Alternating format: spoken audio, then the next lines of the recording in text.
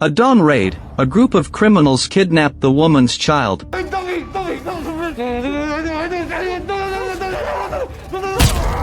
After showing their brutal tactics, the kidnappers demanded that the woman raise £500,000 within 6 hours to ransom her daughter, otherwise, she would have to prepare to collect her child's body. It should be noted that these kidnappers are from London's top gang. Although the woman is a former Special Forces soldier, it's impossible for her to break in head-on alone to rescue the child under immense pressure. The woman had no choice but to take a desperate risk. But a fatal crisis was also quietly approaching. The female lead Ada was once a member of the Special Forces Black Hawk Commando. Before retiring, she had a relationship with her comrade Roman, but they had a major disagreement. When it came to whether to take their relationship further, Ada wanted to get married, have children, and live a stable life. But Roman believed that neither of them had settled down yet, and having a child would mean they couldn't fully take on the corresponding responsibilities. What's more, Ada had a rotten brother, who always got into trouble,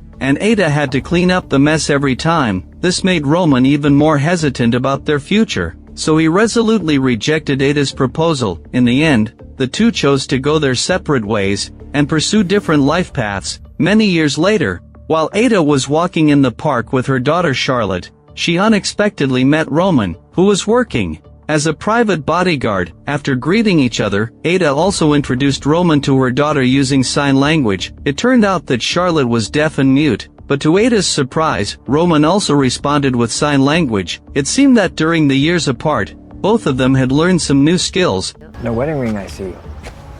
Jumping right in there with the big questions then. Obviously, Roman still had feelings for Ada, so he politely asked if anyone would mind if he invited her to dinner. Ada smiled and said she couldn't go out tonight, but Roman could come to her house for dinner, and her daughter would definitely be happy. And so Roman came to Ada's house and ate a children's meal. During the meal, Roman asked again where Charlotte's father was, but Ada still refused to answer, only vaguely saying, "Let's just say I made a bad choice in men." Since Ada said that, Roman didn't want to press further. But now that he knew Ada was single, Roman planned to pursue Ada again, to make up for the regrets of the past. He just didn't expect that an accident would happen first. That night, a group of uninvited guests suddenly broke into Ada's house. The unprepared Ada and her daughter were caught off guard. Then Ada's brother Mike and Mike's friend were also tied up and brought into the bedroom by the intruders. Get her out of there.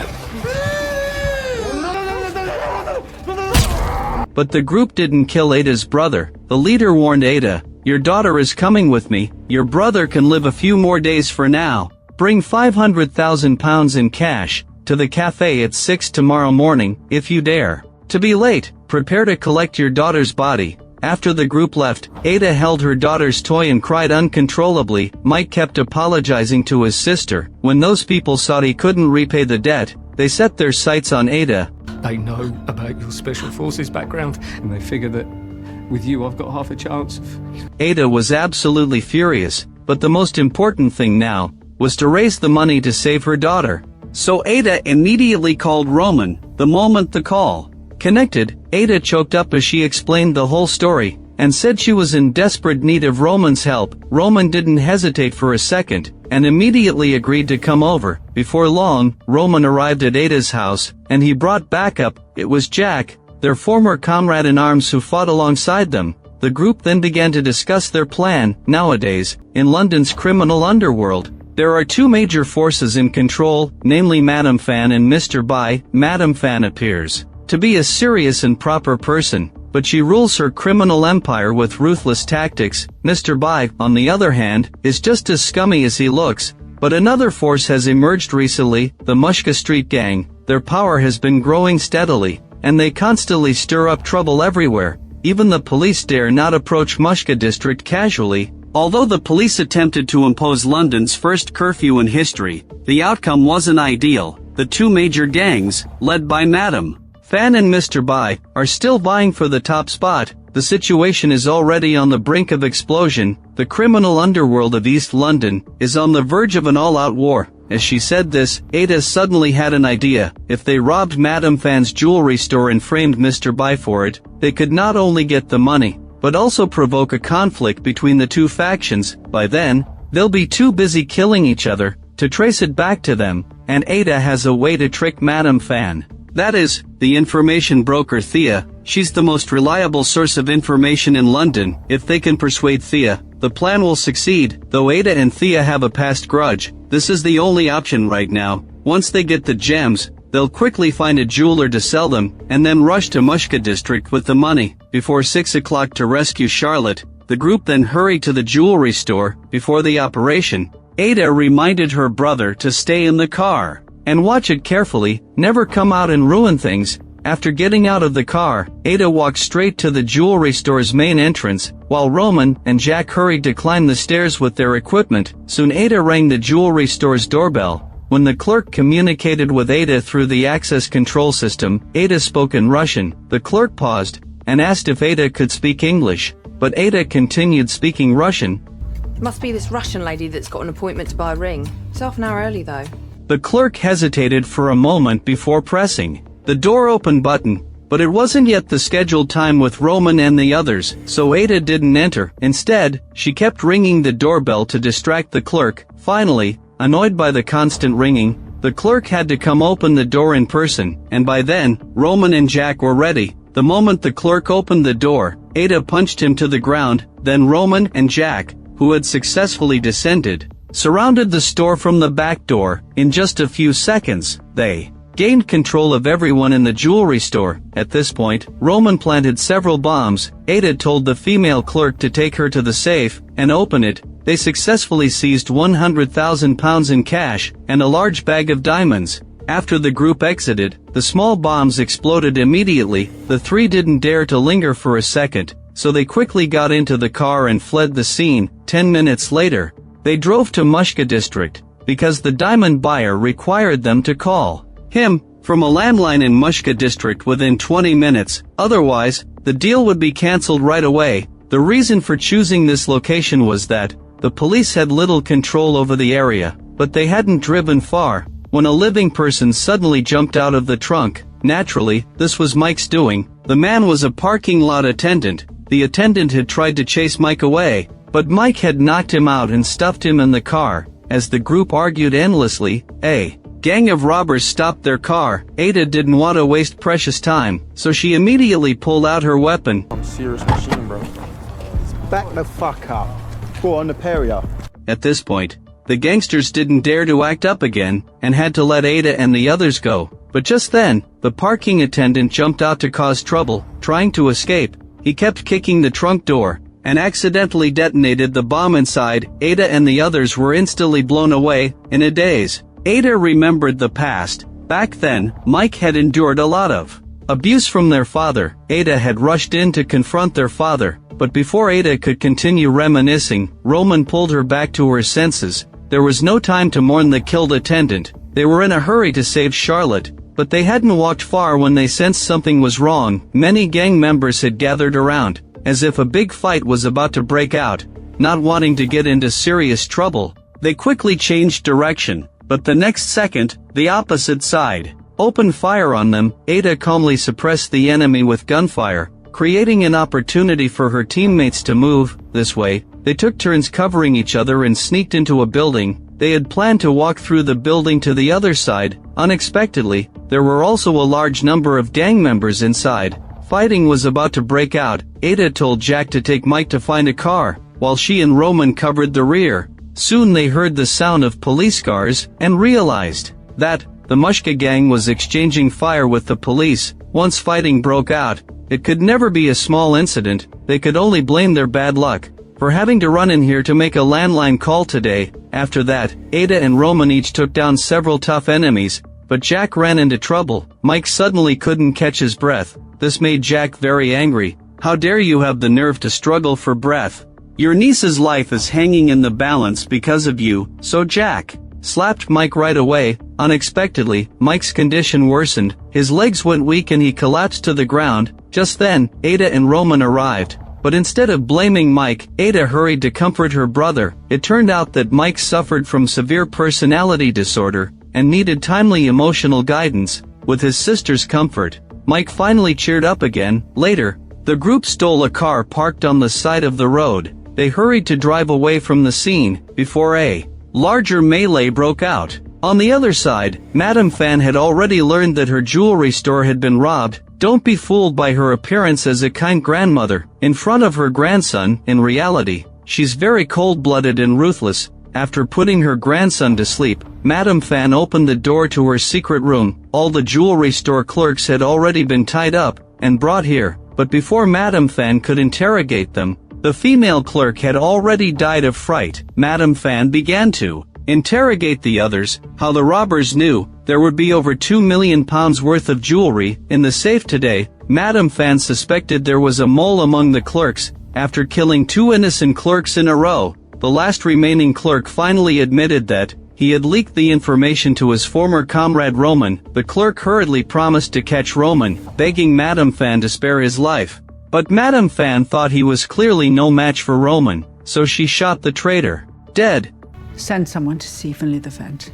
Because in London, there was no one but Finlay who could handle such a large jewelry deal. In addition, Madame Fan ordered her men to capture Roman, vowing to teach him a lesson he wouldn't forget. On the other side, Ada and the others had arrived at Roman's friend's house and used his landline to call the jeweler Finlay. After the call connected, Roman and Finlay agreed to trade in 30 minutes. But Ada immediately pointed out that the remaining time wouldn't be enough for her. To get to Thea's territory, Roman fell silent for a moment before quickly proposing a solution. They would split up. Ada would go find Thea, while he went to trade with Finlay. Jack and Mike would stay to keep watch. After thinking about it, Ada realized there was no other option and agreed to Roman's plan. Outside, the standoff between the police and the gangs hadn't ended. There were rioters looting and vandalizing everywhere. So a woman traveling alone like Ada was quickly targeted by troublemaking gangsters. Ada didn't want to waste time, but these thugs were asking for a beating, so Ada had to satisfy them.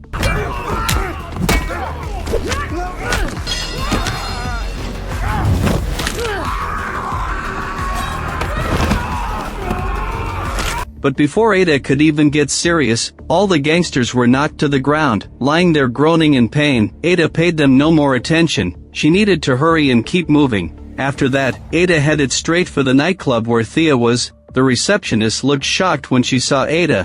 Why was she back again? Ada didn't explain at all, and immediately climbed the stairs to go further up.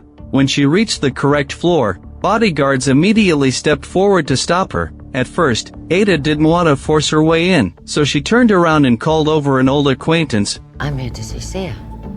There isn't a chance that you're getting in. With money involved, even though the old acquaintance hated Ada, she wouldn't pass up the chance to make money, which meant going inside to pass Ada's message. But Ada's patience was limited. After waiting only a few minutes, she started to get impatient, thinking about forcing her way in right away. Luckily, the old acquaintance came back just then, saying Thea agreed to see Ada. After that, Ada strode into the room, and finally met the information broker Thea. For the first time since quitting my employment. It turned out that Ada had once been Thea's partner. She had even helped formulate many of the rules here, which was why Ada had some confidence in persuading Thea. Now, Ada didn't have much time left, so she got straight to the point. In a few hours, Thea would hear that someone had robbed Madame Fan's jewelry store, and she knew who had done it. Although Ada claimed she was telling her this is compensation for her previous departure, Thea wasn't that easy to fool. She knew Ada had made a special trip to tell her, simply to get the information to the right person. If Thea's place wasn't the best spot in London to buy and sell information, Ada wouldn't have set foot here at all. Thea sneered and said, "If you want my guarantee, cuff yourself," to rescue her daughter smoothly. Ada had no choice but to obey. It turned out that Thea had very different feelings for Ada, but Thea's inappropriate touching quickly angered Ada. Ada kicked Thea several times in a row. Thea quickly called her men in, ready to teach Ada a lesson, but she didn't expect Ada to break free from the restraints easily, then proceeded to beat up several of her men severely. But Thea had no intention of pursuing the matter. After all, she had thoroughly enjoyed watching. Ada was still as beautiful and skilled in fighting as before. Fraser Mahoney robbed Mrs. Vine. Wants to show how vulnerable she is.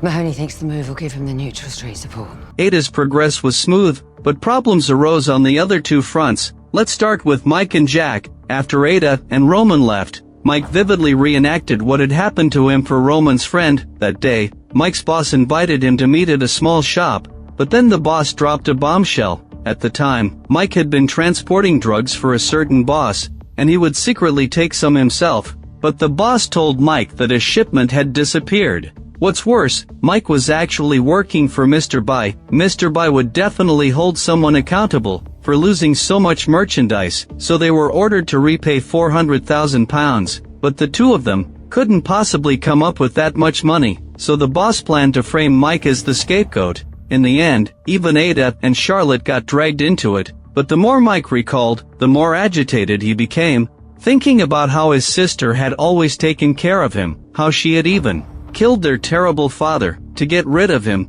but when he grew up, he only knew how to get into trouble. Gradually, Mike couldn't control his emotions anymore, and started stamping his feet frantically on the floor, scaring Roman's friend into hastily stopping him, because the neighbor downstairs was very terrifying. He had warned before that if there was any more noise, he would kill him. Right, stop, you're taking a piss now.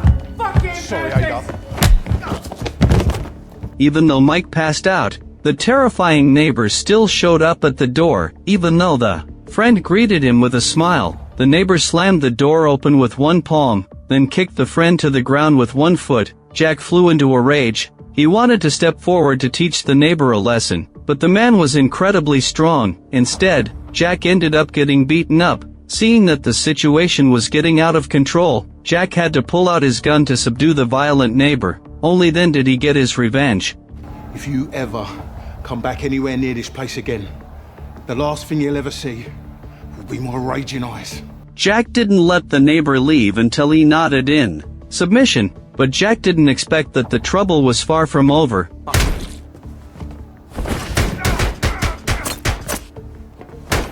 It turned out that when the neighbor had burst in earlier, he had spotted a stack of cash in the house, so he immediately called his men, armed themselves, and came back for revenge. When Jack saw his friend killed, a surge of anger welled up in his heart. Since Mike had already hidden in the bathtub, Jack had to face the gangsters alone. Seeing that his gunfire couldn't suppress them, Jack threw a fire extinguisher at the gangster's feet, then shot it to explode, using the smoke as cover to engage the enemy in close combat. After an unknown amount of time, the gunfire finally stopped. Jack stumbled back into the house to get alcohol and a knife. When Mike heard the noise, he hurried out to check, only to find that Jack had been shot. They needed to remove the bullet immediately. Jack instructed Mike to help him take out the bullet. Mike pulled out the bullet tremblingly, but as soon as Jack praised him, he passed out from the pain. Roman, but knew nothing about this. He arrived alone at the laundromat agreed upon with Finley, but waited for a long time without seeing Finley show up.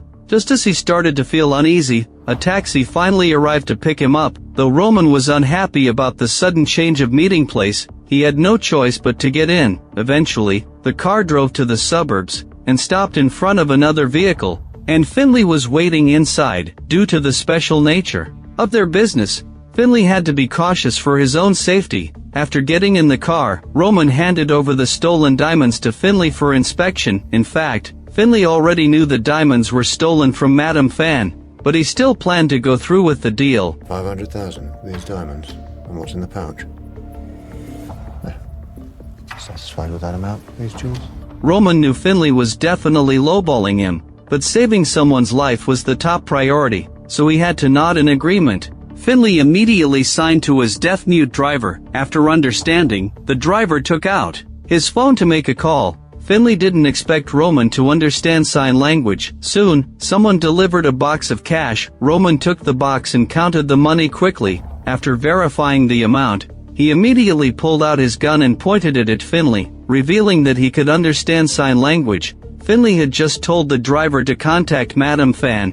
He planned to resell the jewelry back to Madame Fan at a favorable price. At the same time, Madame Fan received a call from her man. The man reported that Finley and Roman were in a car, and asked if they should act immediately. Madame Fan didn't hesitate for a second, and ordered her man to kill both of them. After hanging up the phone, Madame Fan told her men to go to Thea's place immediately. She wanted to find out who was pulling Roman's strings. Madame Fan's men approached while drawing their guns. Though the driver noticed in time, he was shot and killed. Before he could start the car and escape, Roman and Finley quickly got out of the car to take cover. Seeing that Finley had no combat ability at all, Roman simply took the driver's gun and used it. The two fought while retreating into the taxi. Left alone to face the siege of several armed killers, he had to use the factory building as cover to take down the isolated killers one by one. After a fierce battle, he finally killed all the killers. On the other side, after leaving the nightclub, Ada casually stole a car from a pervert, then drove back in a hurry. But when she arrived back at the house, Jack had already died from blood loss, while Mike sat blankly on the bed, holding the stone his sister had given him. As soon as he saw Ada, Mike sincerely said, "Sis, I'm really sorry. I've always been a burden to you. You've been protecting me ever since we were kids, but when I grew up, I turned out to be a failure. Yet you still never gave up on me." Now Mike finally realized that only by leaving his sister could she live a peaceful life. But Ada couldn't bear to hear such words. Apart from her daughter Charlotte, Mike was her only remaining family in the world. She had never thought of Mike as a burden. Taking care of Mike was her responsibility. But just as the siblings hugged each other tearfully, Mike saw a surviving attacker raise his gun. Mike quickly pushed his sister away and took the bullet for her. And just like that, Mike was killed right in front of Ada. Grief-stricken and enraged, Ada fired multiple shots, but nothing could bring Mike back to life. At this point, Roman arrived at the scene and hugged the devastated Ada tightly. Roman whispered repeatedly in her ear, "Charlotte is still waiting for us to rescue her." Ada trembled all over, her vision blurred by tears. It took a long time for her to suppress her grief. At the same time, Madame Fan arrived in front of Thea. I hear you have some food for me. Have you a surprise? It's mad. Thea told Madame Fan that Mr. Bai was the mastermind targeting her jewelry store, then relayed Ada's words to Madame Fan verbatim. But Madame Fan was somewhat skeptical, and requested to meet the person who sold the information to Thea. Thea clearly said that she couldn't disclose the other party's information. This was an unshakable rule, then urged Madame Fan to pay, otherwise she would blacklist her. Madame Fan sneered and sincerely praised Thea for her great courage. Settle the bill. Hello, sweetheart. Ada and Roman drove to the meeting place. On the way, Ada finally told Roman the truth. Charlotte was actually his daughter. Roman immediately broke into a happy smile. He assured Ada that their family would definitely get through this safely. Ada nodded before getting out of the car and heading to the restaurant. Mr. Bai was already waiting for her. Ada asked straight away where her daughter was, but Mr. Bai avoided the question and said, "Did you know my wife passed away last year?" Then rambled on about how beautiful and capable his wife was, and how respected she was among the gang members, making Ada feel very speechless. It wasn't until Mr. Bai mentioned that he had personally killed his wife for trying to seize power that the conversation finally got to the point. No woman should ever get above her station. Not in my presence. Mr. Bai repeatedly emphasized that he was a feminist. Ada struggled to hide her disgust and brought up again that she had come to ransom her daughter. Only then did Mr. Bai signal his man to bring over a box. Ada trembled with fear, thinking it contained Charlotte's body parts, but when she opened it, it was actually Thea's head. Then Madame Fan also arrived at the breakfast shop. It turned out that Ada's plan had long been easily seen through. Upon hearing this, Roman in the car hurried in alone, and threw a large backpack on the table, then pulled out a box. When the box was opened, it was actually filled with bombs. At this point, Ada casually took out the detonator, saying that with just a light press of her thumb, everyone present would die. Mr. Bai's expression changed drastically. Ada also walked up to Mr. Bai and whispered in his ear that she had also had to kill her father back then. And you'll understand this as a feminist.